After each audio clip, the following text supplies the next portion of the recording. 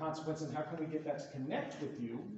Because whether it's in school learning to not get in trouble or running into the street to get a ball, if you don't ever make a connection to what that authentic consequence is, you're just going to keep avoiding the system that's put in place with those artificial consequences. Right? I think there are plenty of people in this room that have experienced that through their own life experience, right? Like, there are tons of artificial consequences that we put in place. So, one of the things tying this back to schools that I want us to think about, right? Like, one of my favorite quotes is that punished children learn from adult examples that exerting power over others is the way to get what they want. So let's think back to schools, right? So I gave you an example of authentic versus artificial consequences, how kids don't actually learn the authentic consequence. What they learn is, I'm going to get in trouble because somebody else has power over me. When we think about schools, when we think about your schooling experience, right? Very often what we learn is, how does the teacher get what they want? It's okay, I've been a teacher too. I taught 3rd grade.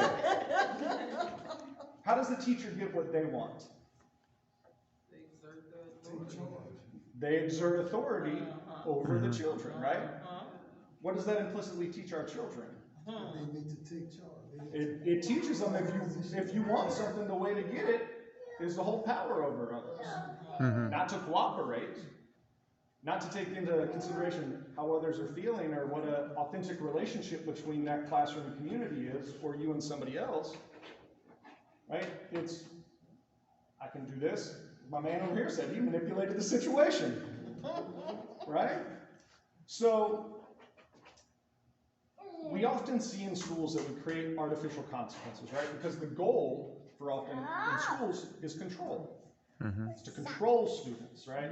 Which is, for a lot of people, a really, really uncomfortable truth. We kind of know it, that schools just want to control the students, but then it kind of gets really, really sort of upsetting and ugly when we tie that into all this data we know about suspensions, about pushing kids out of the classroom, about the consequences of it.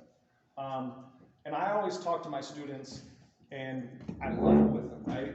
Because they're coming into UL and they want to be teachers, and I love it, and they have like these pie-in-the-sky images of what schools are, which are great.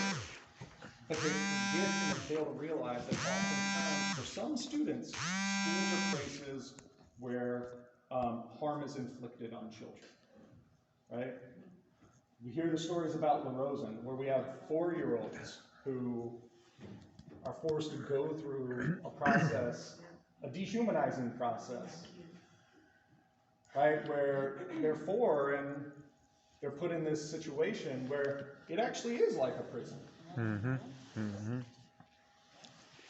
So,